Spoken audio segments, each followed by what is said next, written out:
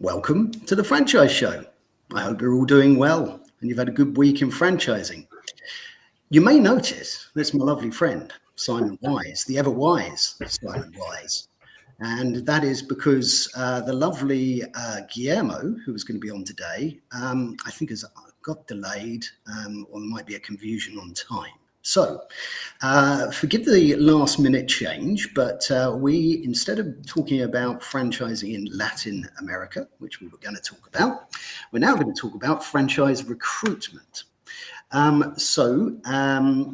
It would be great to hear your thoughts on that subject when you do join us. I might even put it up on the ticker that it's changed.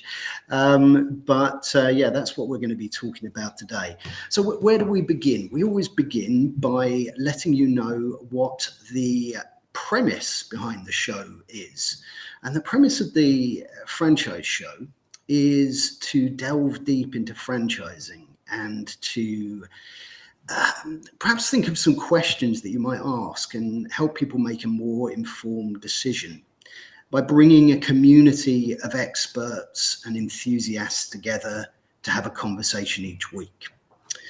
And it's always about the community, and the questions are always driven by our colleagues and friends. So if you are watching this, please give us your thoughts about franchise recruitment.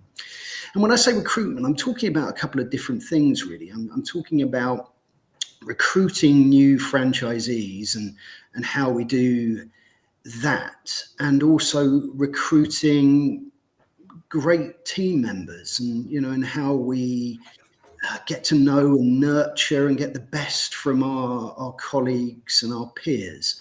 So it's going to be a fascinating conversation. Really looking forward to this one. So without further ado, I'd like to reintroduce to the ever wise Simon Wise. He's not going to be in the comments today, so won't be stirring up any trouble in the comments. No. Hola, Harvey, ¿cómo está? It's fantastic to have you back as a returning guest. It was some time ago, right at the beginning of the show, that you were on. So I'm sure a lot has changed in the world of recruitment, and it's going to be another fascinating conversation.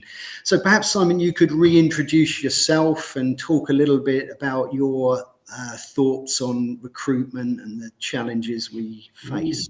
Thank you, Harvey. I'm delighted to be here and live and talking about recruitment. I think we should talk about both things, really. I mean, from the recruitment of franchisees, but also staff as well. My main business is FranRec, and what I do is I offer a executive search and headhunting and staff recruitment service for franchisors. And what we do at FranRec is really open up and widen the franchise talent pool.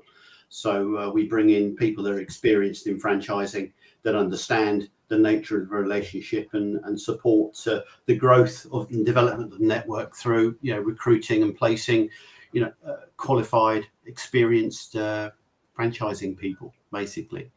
But yeah, I mean, more recently, as I said, we've started to look into the whole area of franchise talent on a broader level as well, about supporting franchisors in their quest to recruit good quality franchisees, and that's the work we've been doing on franchising brand stories. But yeah, recruitment is pretty much is what I do. I've been in the industry for 27 years now. Started my life at the British Franchise Association, and then was a franchisee myself. So I've got quite an interesting perspective on both counts, really.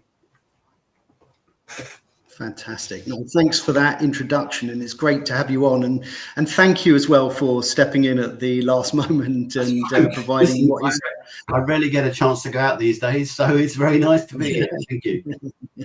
It's going to be a great conversation, and it's always a pleasure to have a chat with you. Before we start getting into the subject, let's just have a look at a few people that have joined us today.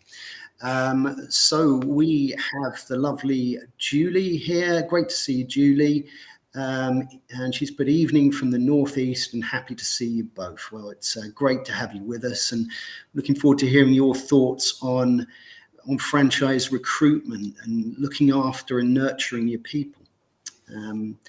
We've got Nick Plevin here. Great to have you here as well, Nick. Nick is hopefully a proud sponsor, but Nick is a sponsor of the show with his wonderful service eRecruit. So it's going to be an e-talent. It's going to be a really interesting one for you to get involved in, Nick, to see how that software fits in to that recruitment process, how it can improve it and how it can be combined with more traditional methods for finding and nurturing talent, how the two sort of slot together. So going to be fascinated to hear your thoughts today, Nick.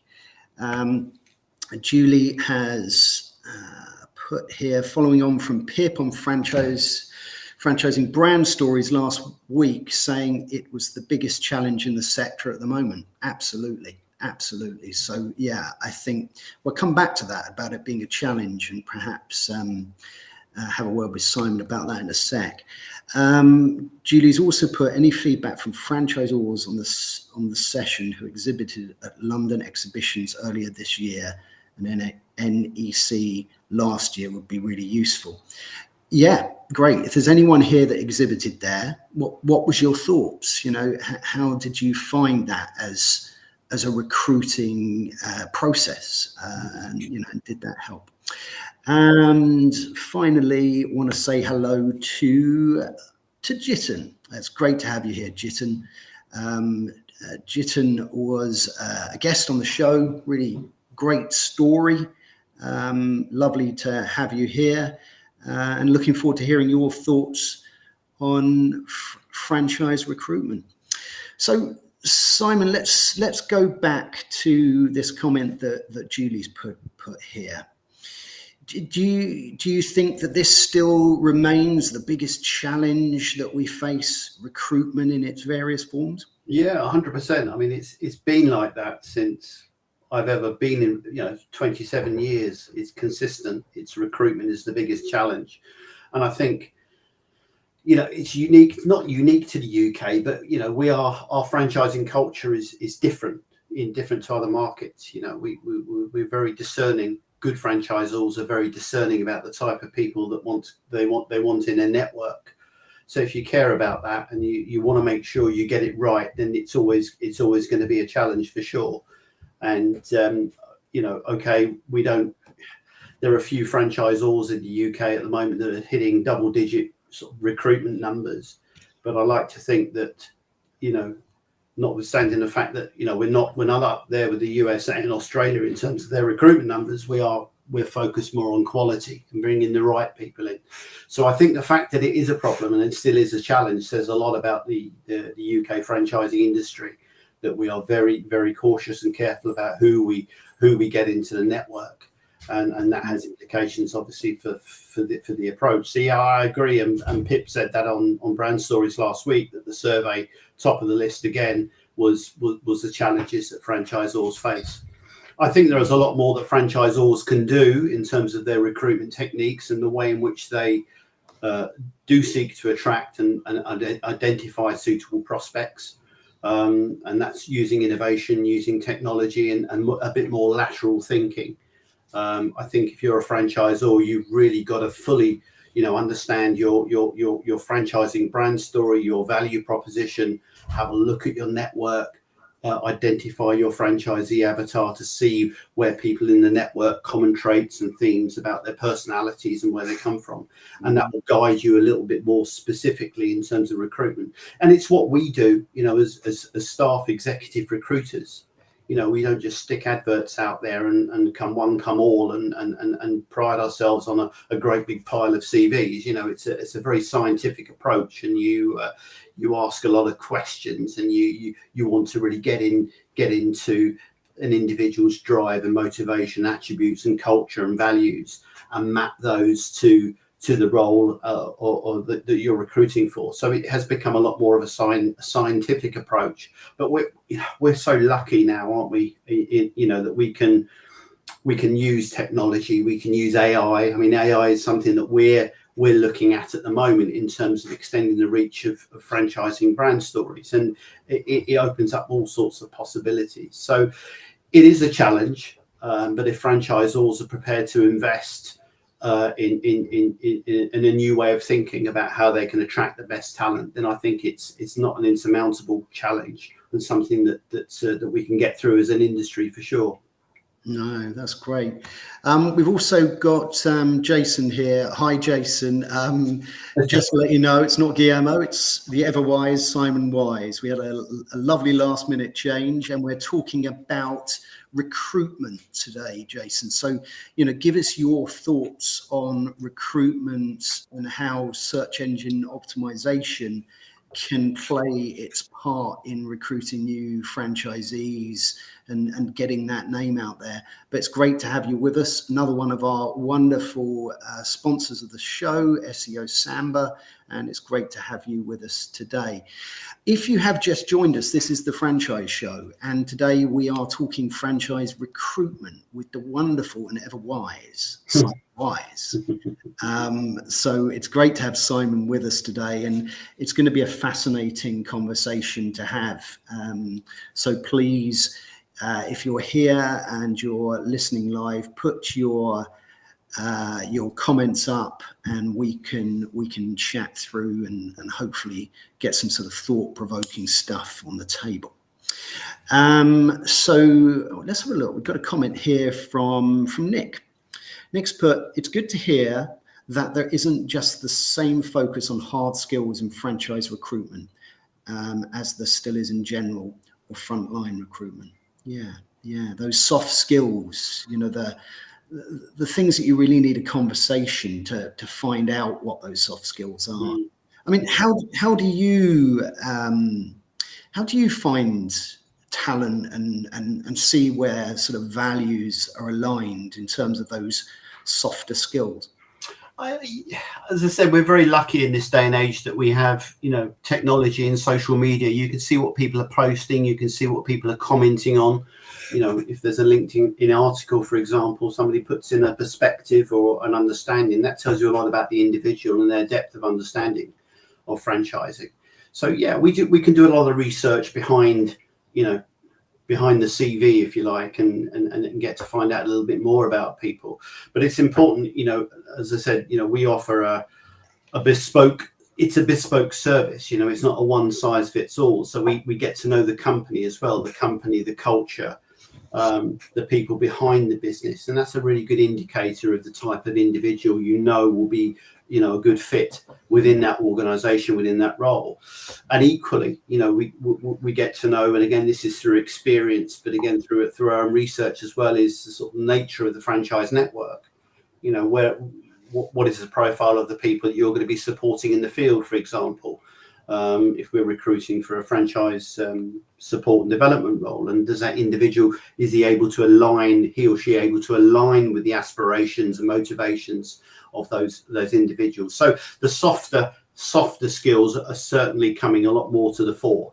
There are certain checks and balances, for particularly if we're recruiting for specific roles in franchising that people want to see. If it's a franchisee recruitment role, for example, they're going to want to make sure that people have the disciplines and the skills to be able to manage a sales funnel, who can, hit the ground running, who know what marketing platforms will work for their particular industry sector. But more and more modern day recruiting is about finding out about the individual's culture and values and matching those and mapping those to the requirement of the organization. Absolutely. In previous years, I mean, we've been doing this now for 13, 14 years, and that's changed significantly the profile and our approach to finding the best talent. Yeah, that's fantastic, and I think it's really important as well to get that right. When you're looking for talent, that's really what drives your business. Let's have another look. We've got a couple of questions that have come in here. One let's have a look at what Jason's put here. So Jason's put, what marketing channels are working best for emerging brands, less than 10 locations? You mentioned there when when looking at recruiting new franchisees, if you're going to be a recruiter for new franchisees, you want an idea of what channels work well.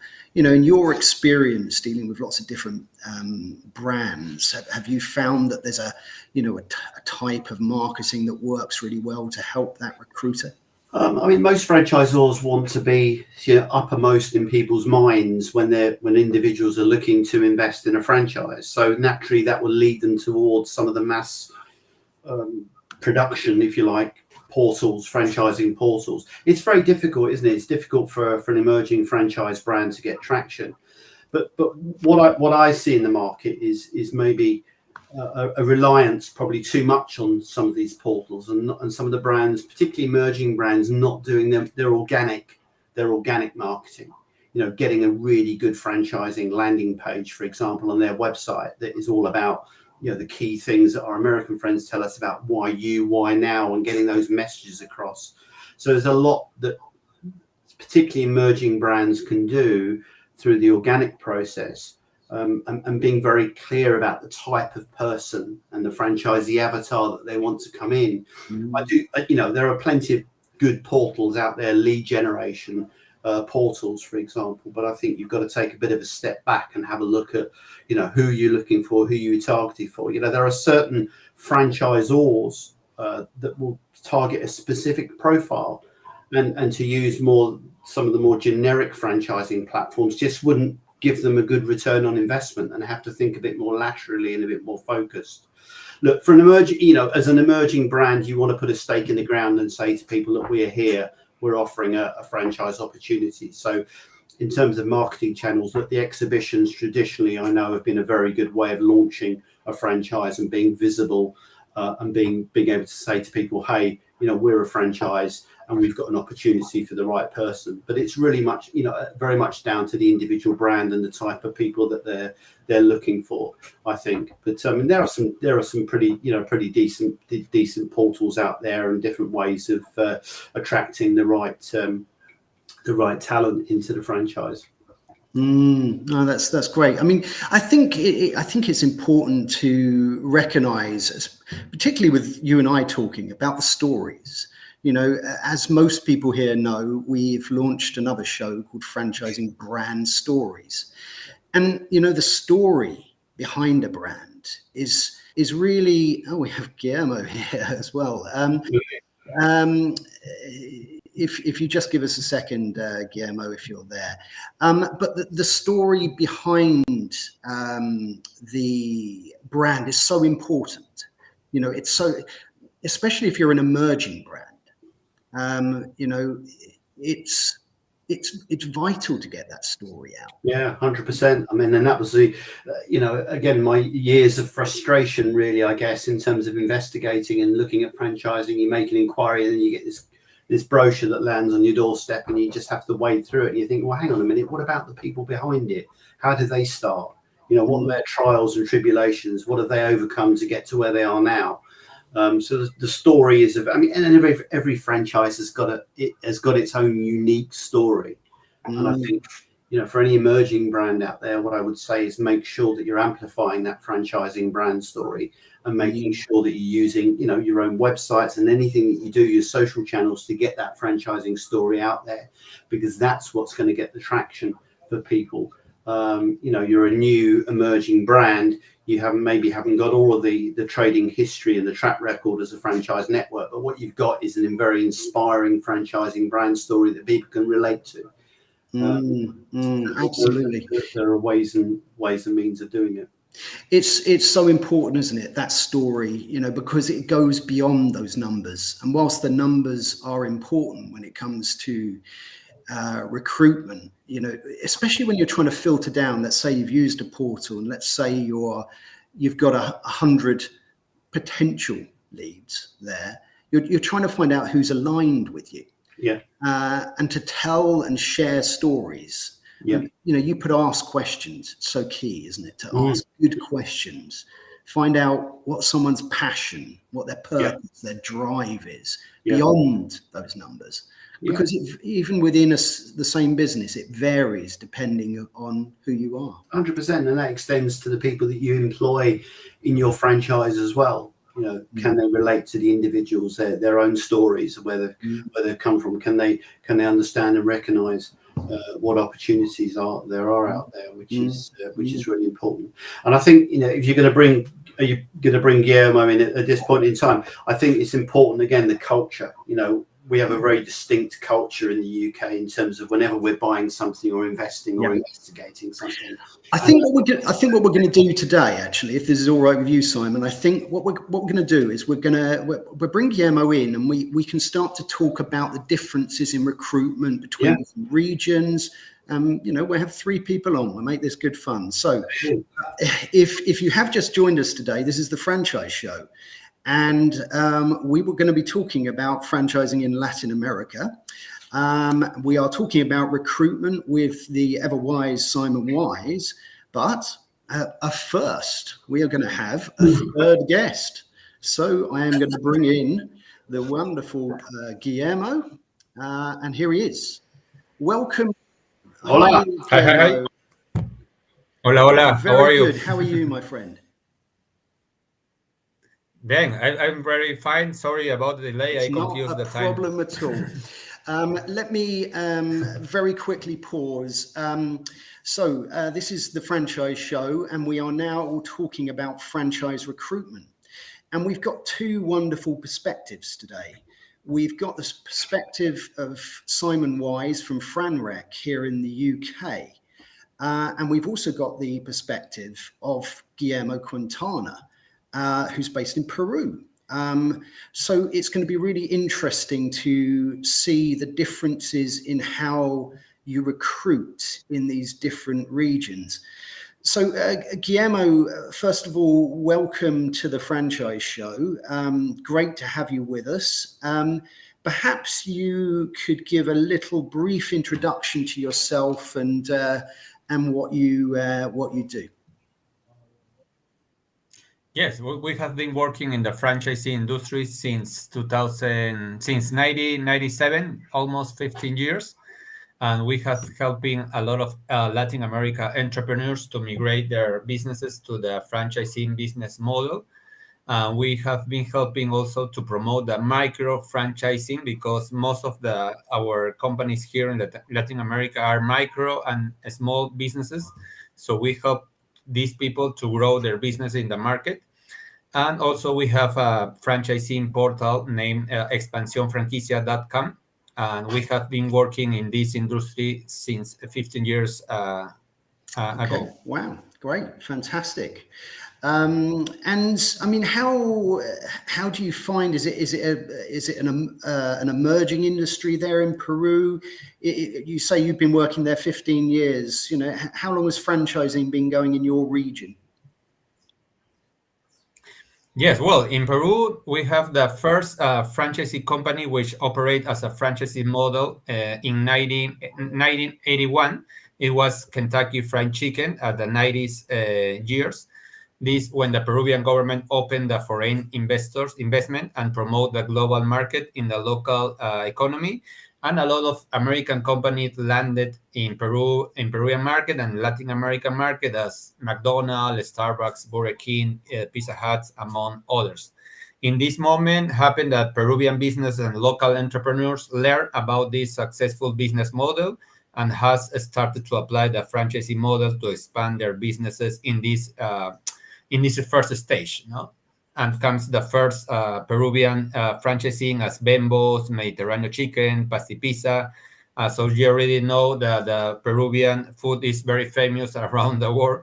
And we have different kind of foods, food from the coast, from the highlands, from the jungle. Interesting. Is there any, if I could ask, is there any legislation that operates in your country for franchising? Is there disclosure law? It's a good question. There's no regulation and rules in Latin America beside Mexico and Brazil. Okay, and it's interesting actually, and it's a great question there, Simon. And Guillermo, as somebody who's can experience both with and without regulation, what do you think fares better? You know, what's perhaps the more successful way of doing it, with the a more regulated arrangement, or something perhaps where you can be a bit more creative? I would say that for our market that are small, I think that there's no reason to put many regulations. I think that we need to grow, and then probably we need more regulation. No, I know that in United States and Mexico and Brazil, they have a lot of regulations, a lot of rules. But I would say that most of the countries in Latin America, they don't have a big franchising market. I would say that probably later we'll need a regulation. Sure. No, fantastic. I mean, what if you're a brand in another part of the world and you're looking to expand into the Latin America region? What's the best sort of, what are the steps you should take in doing that? I mean, obviously seek some professional advice, but is there a sort of series of things that's worth considering when you're in the region? Do all brands work in Latin America, do you think? I will say that the first tip will say that the cultural. We have different cultural reasons. We need to tropicalize the brands to different cultures. Only in Peru we have many different cultures. Imagine the whole Latin America. No? Also, I would say that there's a lot of high food consumption in restaurants, high coffee consumption on the streets. There's a business growth trend with a franchisee model. And also Latin American societies always look for new offers from foreign brands from different countries, different regions, from Europe, from the United States, from Canada. They are all also looking for these different brands. No, fantastic. That's really interesting to hear. It's interesting to hear you speak of culture. Simon and I were discussing before you came on about cultures and values and how that works in the recruitment process, and and understanding somebody's values and how they fit into a culture of a business. It's one thing, different cultures for different regions, but there are different cultures within organizations. And it's really important, I think, to understand those cultures. We do that here definitely through asking good questions and really understanding what that is. Is there? I mean, let's talk recruitment, Guillermo, for a while. This is a subject that is really important. And when I say recruitment, I'm talking about two things: recruiting new franchisees and recruiting your key team members. How is that sort of done in your region? Do you use brokers? Do you use portals? What's the way you attract new potential franchisees generally? Most of the time, we use brokers, we use portals, and we use chambers of commerce that help us to recruit and find the main people that are looking to invest in franchising. We need to look that these people have to have experience in these sectors.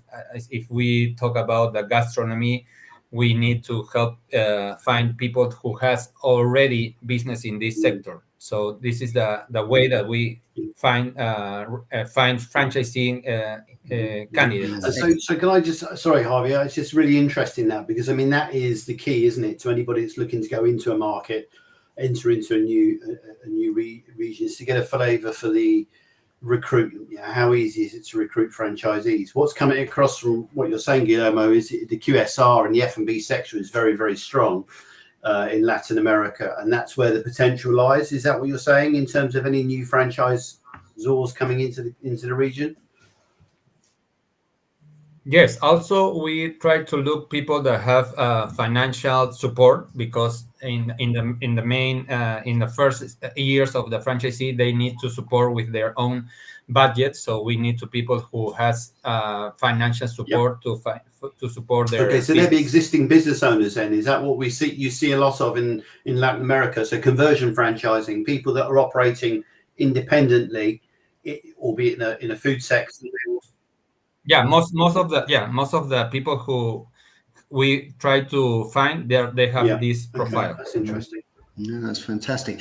Simon, have you, in your experience of recruiting individuals and working with companies that have an international presence, you know, what sort of person, what sort of character, or what sort of mindset does someone have to be able to work on an international level? You know, is it having the right contacts? Is it Yeah, more? we have done some we did some recruitment actually for we did some recruitment in Central Europe, and we did some recruitment in Latin America as well, Okay. for some global brands that are based in the UK. It might sound obvious, but language skills are really important. You know, understanding and being able to embrace different cultures as well, and being very open-minded about different customs and values in different countries. But the beauty of franchising, the skills are very transferable, aren't they, in terms of the disciplines that you need if you're an employee or a key member, be it in a marketing or a franchise development or operational support role. Those skills are fairly universal. But yeah, for us, the biggest challenge was the language skills, and having people that understood the life cycle of franchising in that particular marketplace. That was very significant. And it wasn't an easy search, but we did find somebody for sure. No, absolutely, I'm sure. But it's interesting with language. Obviously there's one language, which is the language you speak, but there's all sorts of other nuances to language, and and how that comes across, and the culture and the people that you're dealing with. Guillermo, how does that? What's the sort of mindset? What's the sort of persona of a typical franchisee that you've seen? But what does a franchisee look like in your region? Well, I will also like to mention that there is some disadvantages of starting with franchising in Latin America. Is lack of legal framework and political turbulence. There's a lot of countries in Latin America. There is always political turbulence, and I don't know if you know that McDonald's, the only country that has failed McDonald's in the world, was Bolivia, because the radical political ideologies and insecure citizens also, and lack of access to rural areas inside the country. So this is important to people who lives in another continents and countries that have learning in this video. It's important to know this.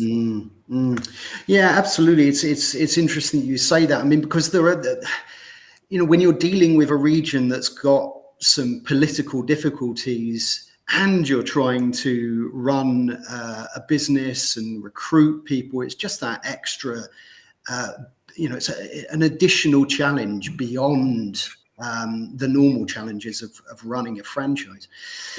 I mean, typically, how long do franchisees operate their businesses? Is it, the contracts, sort of 5 or 10 years, or is it shorter term things in your region?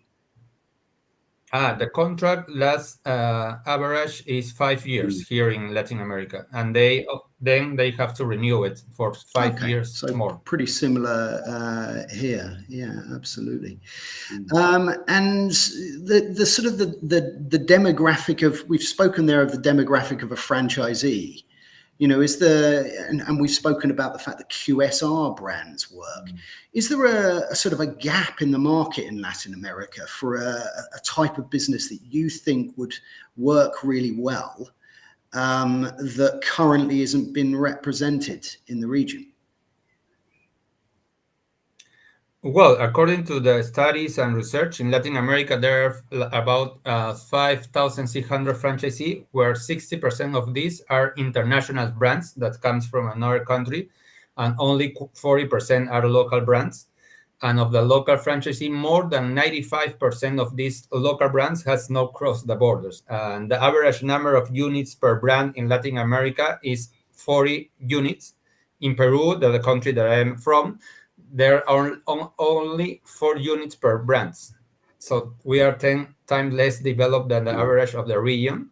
Beyond seeing it as a disadvantage, it seems an opportunity to grow the sector. No? And I mean, look, strengthen. if I was a QSR brand and I wanted to come into Latin America, you know, and for what you said so far, it makes perfect sense to look at master franchising, you know, because of the intricacies and the cultural differences, etc., etc.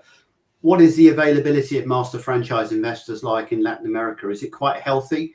So if somebody was to come in and take over, have the master franchise rights for the whole region, is that a viable way of growing in your marketplace? I would recommend that the people who lives in another country in another region see Latin America as a whole country, and they can come and land their brands and choose one country as the headquarters and then expand to the whole Yeah. Latin America, because we have a same culture, we have the same language, so you can expand the whole Latin America. And beside also Brazil, that they have another language, Portuguese, and also Mexico has the same language. And what would be the Spanish. most franchise-friendly country to do that in if you were to launch? What would you say? I would say the regulation and the political turbulence. So where would that lead me to launch? Which country? Peru, Brazil? What country? I would say Chile. I would choose 3: Chile, Peru, and probably Uruguay. Okay. Now. No, that's really interesting. We've got a question here, and welcome Johnny to the show. Johnny is a franchise auditor, and he's based in Los Angeles. Now he's put, are there any specific cultural impediments to collecting royalties in Latin American regions? Do you have any difficulties at all in collecting your royalty payments, you know, or is, you know, are people generally in the culture good in terms of paying their royalties and that side of the business? The average of royalty here comes from 3% to 8% monthly.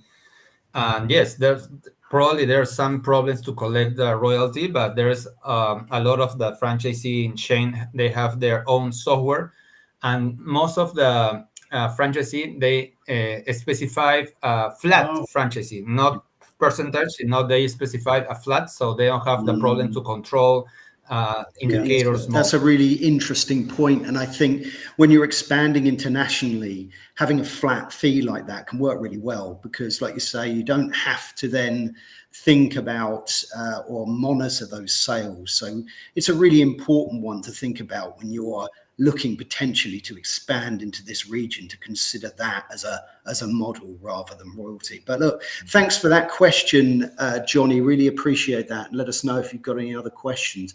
Now, look, we've got a couple of questions here. One for you, Simon. So we're going to go for that one first. That'll teach me to be on this side of the screen, won't it? Yeah, that's it. You're not asking, you're answering today. So this is a question for you, Simon, from Jitin. And Jitin's put, Simon, from a talent recruitment perspective in franchising, what is the average time frame from a people retention standpoint? I'm assuming in QSR this is lower compared to other industries. I mean, look, I can only really talk about this from the franchisor side of things. I mean, I don't recruit staff for franchisees, so restaurant staff, etc. You know, when we're looking at retention periods, I mean, that is an issue. That is an issue within the franchising sector. I would say the average is about 3 years, 3 years in post. That's if you take an example of somebody who's doing a franchise support and development role. And that creates a few problems. You know, what's important to the franchisee is longevity, is basically making sure they've got that, you know, frontline support staff that have experience of walking them, taking them through their franchising life cycle, because that's really how they're going to benefit the business. So yeah, I wouldn't say it's a massive red flag, but I mean, look, in my experience, people tend to change quite significantly during their career, and 3 years is about the average, which can create its own problems, which is why a lot of focus is not just put on from a recruitment point of view in terms of recruiting the right individuals that have a very clearly mapped out career paths that know exactly where they're headed for from day one, but to build in retention strategies as well, because that is vitally important to the stability of the network and the performance of the network as well. It can be very destabilizing if you have frontline boots on the ground people that are changing every 12 months. As I said, you're going back to square one all the time. So we can help by making sure the right people are recruited at the front end, but more needs to be done in certain quarters. And yeah, I would say maybe the QSR sector is a bit more volatile in terms of the number of times people are changing within that sort of franchise or support infrastructure. But yeah, it's recruitment, it's retention, getting the right person on board, but then making sure that they're gonna stay with you for the life cycle of the franchise business. Thank you. No, that's great. I mean, it's really interesting. You said there about retention strategies. What sort of thing do you mean by that? What sort of things help a business keep those key members of staff?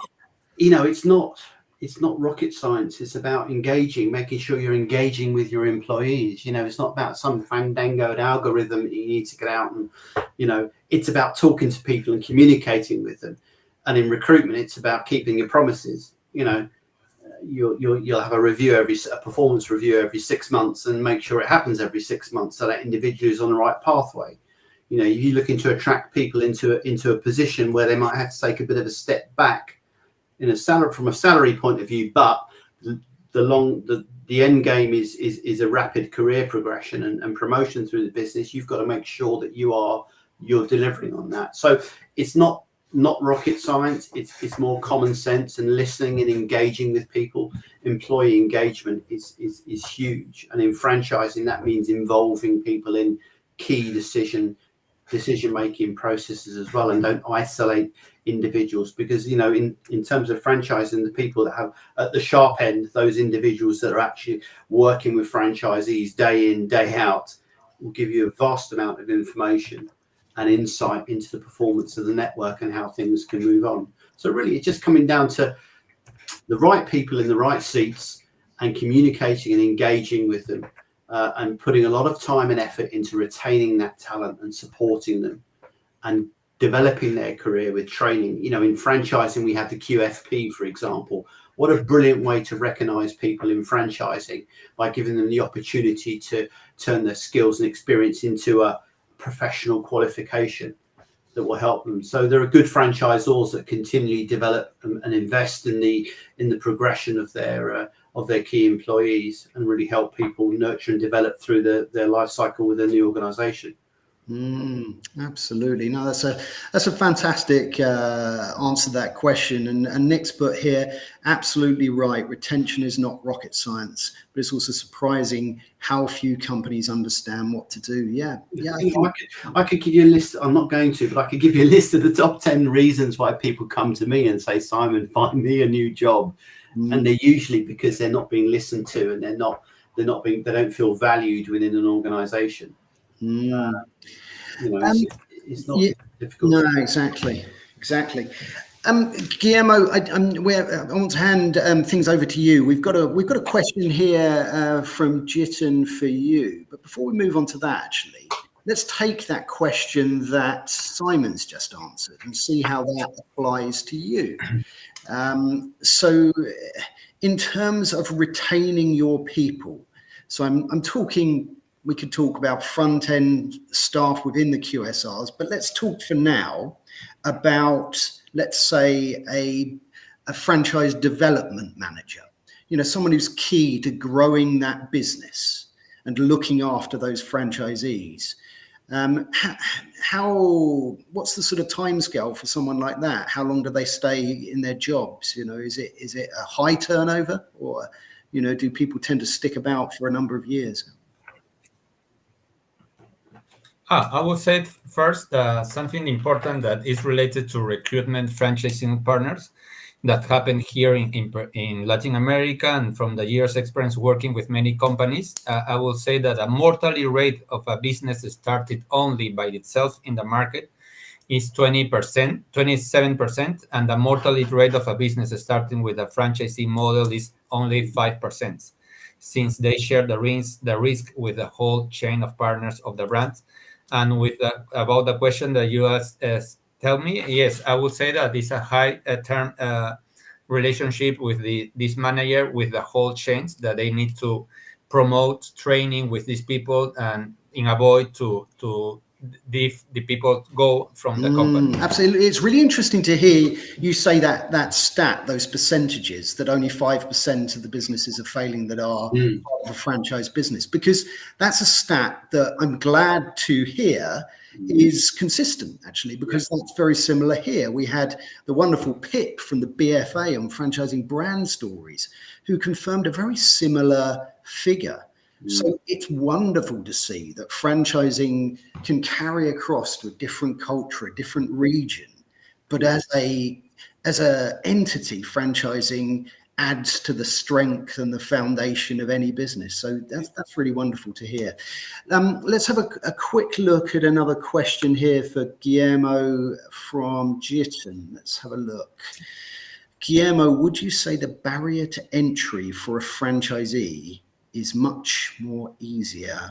What do franchisors do to exhibit and advertise their brands to attract? Okay, yeah, that's a good one. So in terms of attracting new business as a franchisor, you know, do you have exhibitions in Latin America? Is that a good way to promote your business, or are there better ways to do it? Yes, we have many franchising fairs here in Latin America. And the second main is located in Bogota, Colombia. The first one is in Brazil. And then we have small franchisee fairs in different countries, I would say 2 times per year.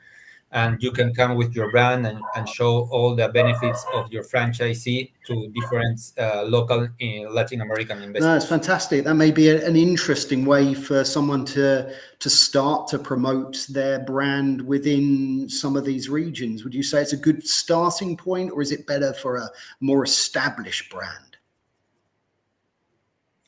No, I would say that probably with the new brands and also to establish, but you have a lot of opportunities here, a lot of exhibitions and a lot of fairs to show your opportunity in investment. Fantastic. We are starting to come towards the end today. If you have just joined us, this is the Franchise Show, and we are talking franchise recruitment. We are talking franchising in Latin America, and it's been a fascinating conversation. I will be posting links to the replay of this particular episode, but if you're interested in franchising in Latin America and the latest in franchise recruitment, check out this. And I'm going to give these 2 wonderful gentlemen a chance in a moment to talk about what they do and the best way to get in contact. So first of all, Simon, could you let us know a little bit, remind people about your business again and the best way to get in contact with yourself should you want to access your wonderful services? Yep, they're very welcome to write to me. No, just kidding. Carrier pigeon, yeah. Absolutely. Look, I mean, I'm a recruiter.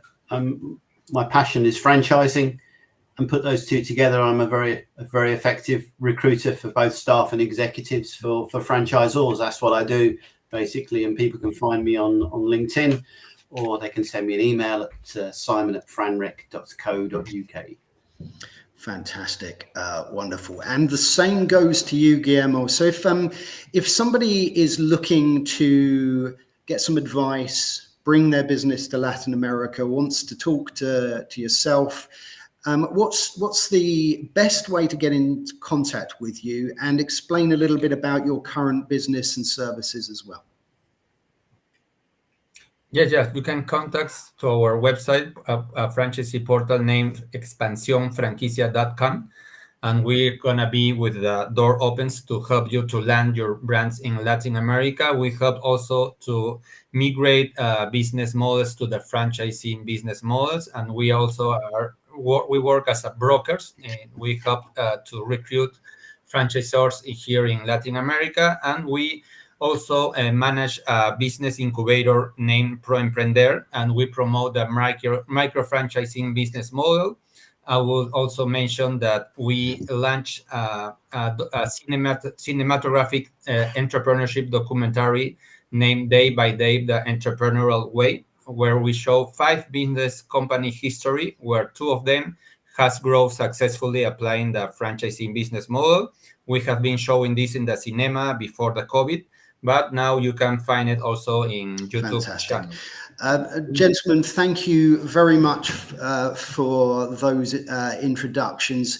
What I will do is I'll put a link in the comments today, a link to both your services so that people can click on that should they wish to. So if before we finish off today, if either of you have got any final thoughts on both franchising in Latin America, first of all to you, Guillermo. So if you could give just your final roundup of sort of your current thoughts on franchising in Latin America as a bit of a last message to our audience, that would be great. Well, I will start to mention again the advantage of starting franchising in Latin America. There's a dynamic entrepreneurial business ecosystem. There's a high food consumption in restaurants, high coffee consumption on the streets, a business growth trend with the franchising models, and Latin American society is always looking for new offer from foreign brands from different countries, different continents. And there are some disadvantages also, lack of legal framework and political turbulence, radical political ideologies and insecure citizens, and lack of access to rural areas inside the countries. And also say that thank you a lot for this invitation and being here to promote this business model that is franchising. You're very welcome. Same to you, Simon. Any final thoughts before we wrap up in terms of recruitment that you'd like to offer? I think in terms of recruitment, I think you just think outside of the box and be creative. Know your franchising brand story. Know who you're looking to recruit. Have your ideal profile, your ideal avatar worked out. Don't just immediately go towards the portals without looking at your own website and your own organic recruitment. And be creative. Think outside the box, and know who you want, and that will guide you on the right pathway. It isn't rocket science. It's very, very people focused, people centric. Staff recruitment as well as franchisee recruitment. It's all about personalities and finding the right fit, culture, values, as well as those hard skills and experience we've talked about. So really important. Yeah. Thank you for that final roundup. Well, thank you both to you, Guillermo, and to you, Simon, for your time today. It's been a fascinating conversation, and thank you to everybody who's joined us in the audience today. This show is only what it is because of the wonderful community that supports it. A couple of things before we finish. I'd like to let you know that coming up this Thursday on Franchising Brand Stories, we have the wonderful Andrew Withers from FFS Brands, Southern Fried Chicken, being part of that. Fascinating story behind the brand, and it's going to be really, really good and interesting to find out what that is. So join us Thursday, 5:15 GMT, 12:15 EST for that. Next week on the Franchise Show, we have a bit of a special one. It's going to be coming live from our wonderful sponsors at Sky. Sky AdSmart sponsoring this show, and we're doing the the show live from the Sky Studios. So it won't be my Harry Potter-esque under the stairs office or my London office. It'll be in the Sky Studios. So that's going to be a very exciting one. We're going to be talking with the lovely Kurt Edwards from Sky Ad Smart, and we're going to be talking about franchise TV advertising. So please join us for that next Tuesday, 5:15 GMT, 12:15 EST. Until then, take good care. Have a wonderful week in franchising, and goodbye.